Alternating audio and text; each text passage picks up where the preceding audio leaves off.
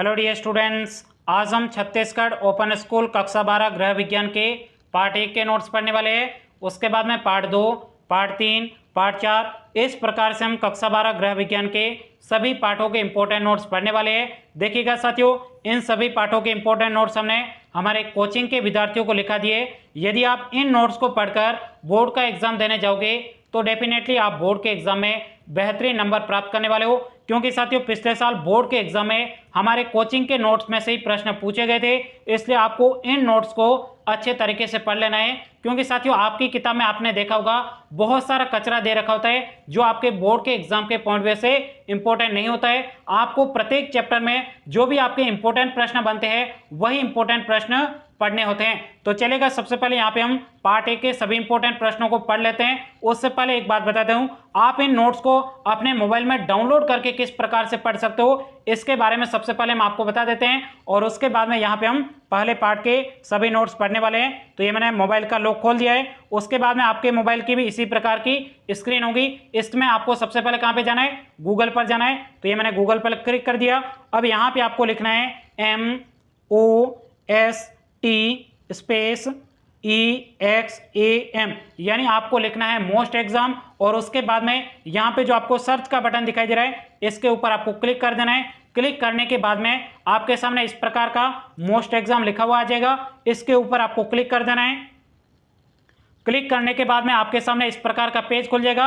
अब यहाँ पे आप देखोगे तो यहाँ पे लिखा हुआ है छत्तीसगढ़ राज्य ओपन स्कूल, और उसके बाद में यहाँ पे लिखा हुआ है छत्तीसगढ़ ओपन स्कूल कक्षा 10 एंड 12, और उसके बाद में नोट्स है और इसके आगे क्लिक लिखा हुआ है। इसके ऊपर आपको क्लिक कर देना है। क्लिक करने के बाद में आपके सामने इस प्रकार का पेज खुल जाएगा। यहाँ पे आपको छत्तीसगढ़ ओपन स्कूल की सभी जानकारी दी गई है, चाहे कक्षा 10 के नोट्स हो, कक्षा 12 के नोट्स हो, टाइम टेबल हो, एडमिट कार्ड हो, सब कुछ यहाँ पे आपको जानकारी मिल जाएगी। अभी यहाँ पे आपको कक्षा 12 के होम साइंस के नोट्स देखने हैं। उसके लिए आपको यहाँ पे कक्षा 12 के नोट्स और उसके आगे क्लिक लिखा हुआ है, इसके ऊपर आपको क्लिक कर देना है।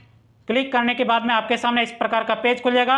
यहाँ पे आपको कक्षा 12 के सभी विषयों के नोट्स दिए गए, जैसे आप यहाँ पे देख सकते हो हिंदी सब्जेक्ट के, गृह विज्ञान के, जीव विज्ञान के, भौतिक के, इतिहास के, गणित के, सभी सब्जेक्ट के आपको नोट्स मिलेंगे। यहाँ पे मैं आपको गृह विज्ञान के नोट्स देखने हैं, तो ये गृह विज्ञान है और इसके आगे क्लिक लिखा हुआ है, इसके ऊपर आपको क्लिक कर देना है। क्लिक करने के बाद में आप यहाँ पे देखोगे तो गृह विज्ञान के पार्ट 1 के नोट्स, पार्ट 2 के नोट्स, पार्ट 3 के नोट्स, पार्ट 4 के नोट्स, तो इस प्रकार से आपको सभी पार्टों के नोट्स मिल जाएंगे।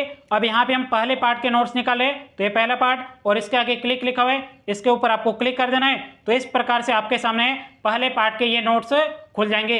आई बात आपको समझ में? तो इस प्रकार से आप अपने मोबाइल में डाउनलोड करके भी सीधा पढ़ सकते हो। यदि सीधा नहीं पढ़ना चाहते हो तो यहाँ पे अभी मैं आपको अच्छे तरीके से पढ़ाने वाला हूँ। तो चलेगा, स्टार्ट करते हैं। देखिएगा साथियों, गृह विज्ञान के पार्ट 1 के सभी इंपॉर्टेंट प्रश्न है, जिसमें आपके पहला प्रश्न है गृह विज्ञान का शाब्दिक अर्थ के, यानी गृह विज्ञान का शाब्दिक अर्थ क्या होता है इसके बारे में आपको पूछा गया है। और ये प्रश्न आपके पिछले साल बोर्ड के एग्जाम में पूछा गया था, इसलिए आप इस प्रश्न को अच्छे तरीके से पढ़िएगा। तो इस प्रश्न का उत्तर है गृह विज्ञान दो शब्दों से मिलकर बना है, पहला ग्रह हो जाएगा, दूसरा आपके विज्ञान है। उसके बाद में ग्रह का क्या अर्थ होता है और विज्ञान से क्या तात्पर्य है, तो ध्यान से देखिएगा। ग्रह सबसे तात्पर्य है वह स्थान जहां परिवार रहता है, और विज्ञान सबसे तात्पर्य है वह ज्ञान जो सिद्धांतों, नियमों एवं वास्तविकता पर आधारित हो। उसके बाद में आपको यहाँ पे लिखना है गृह विज्ञान का शाब्दिक अर्थ। तो यहाँ पे आपके गृह विज्ञान का शाब्दिक अर्थ है घर तथा पारिवारिक जीवन को बेहतर बनाने के लिए वैज्ञानिक ज्ञान का सुव्यवस्थित तरीके से उपयोग करने से है। ये आपके क्या हो जाएगा, गृह विज्ञान का शाब्दिक अर्थ है। चलेगा, नेक्स्ट प्रश्न की तरफ बढ़ते हैं। दूसरा प्रश्न है गृह विज्ञान किसकी दैनिक जीवन की जरूरतों को पूरा करता है, तो इस प्रश्न का उत्तर है गृह विज्ञान लड़के और लड़कियों दोनों की दैनिक जीवन की जरूरतों को पूरा करता है। यानी गृह विज्ञान है वो लड़के और लड़कियों दोनों की दैनिक जीवन की जरूरतें है उन्हें पूरा करता है। चलेगा, नेक्स्ट प्रश्न की तरफ बढ़ते हैं। तो देखिएगा, अगला आपके तीसरा प्रश्न है गृह विज्ञान के कौन कौन से क्षेत्र है। यह भी प्रश्न आपके बोर्ड के एग्जाम के पॉइंट व्यू से बहुत ही ज्यादा महत्वपूर्ण है। तो इस प्रश्न का उत्तर है गृह विज्ञान के निम्नलिखित क्षेत्र है। इसी प्रकार से आपको बोर्ड के एग्जाम की कॉपी में प्रश्नों के उत्तर लिखने होते हैं। तो जिसमें आपके पहला क्षेत्र है खाद्य एवं पोषण विज्ञान क्षेत्र, दूसरा है संसाधन प्रबंधन क्षेत्र, तीसरा है मानव विकास क्षेत्र, और चौथा है वस्त्र विज्ञान क्षेत्र। चलेगा, नेक्स्ट प्रश्न की तरफ बढ़ते हैं। अगला आपके चौथा प्रश्न है गृह विज्ञान के दो महत्व लिखे। ये भी प्रश्न बहुत ही ज्यादा महत्वपूर्ण है। तो इस प्रश्न का उत्तर है गृह विज्ञान के निम्नलिखित दो महत्व है, जिसमें पहला है गृह विज्ञान का घर और पारिवारिक जीवन में विशेष महत्व है।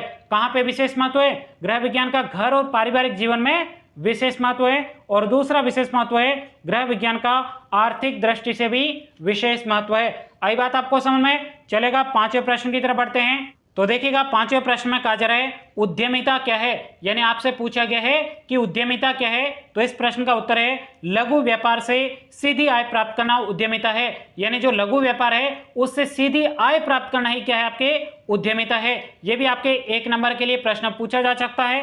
उसके बाद में बढ़ते हैं अगले प्रश्न की तरफ।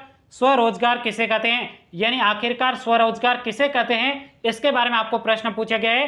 तो इस प्रश्न का उत्तर है वह रोजगार जिसमें कोई व्यक्ति किसी उद्योग, दुकान या कोचिंग का मालिक हो या उसके संचालन तथा वित्त पोषण का कार्य स्वयं करता हो, उसे स्वरोजगार कहते हैं। यानी स्वरोजगार वह है जिसमें कोई मालिक होता है, जैसे दुकान का मालिक होता है, उद्योग का मालिक होता है, कोचिंग का मालिक होता है, उसके अंडर में कोई व्यक्ति कार्य करता है, तो वो आपके स्वरोजगार के नाम से जाना जाता है। जिसमें आपके मालिक होना चाहिए वो आपके स्वरोजगार होता है। उसके बाद में नेक्स्ट आपके 7वां प्रश्न है वेतन रोजगार किसे कहते हैं, यानी जो आपके वेतन रोजगार होता है वो किसे कहते हैं, इसके बारे में आपको प्रश्न पूछा गया है। तो इस प्रश्न का उत्तर है वह रोजगार जिसमें व्यक्ति किसी दूसरे के लिए कार्य करते हैं और अपनी सेवाओं के बदले में धनराशि प्राप्त करते हैं, उसे वेतन रोजगार कहते हैं। वेतन रोजगार में क्या होगा साथियों? कोई व्यक्ति होगा वो किसी दूसरे के अंडर में कार्य करेगा और कार्य करने के बदले में वो क्या करता है? पैसे प्राप्त करता है, वो आपके वेतन रोजगार के नाम से जाना जाता है। तो ये आपके पहले पार्ट के सभी इंपॉर्टेंट प्रश्न थे।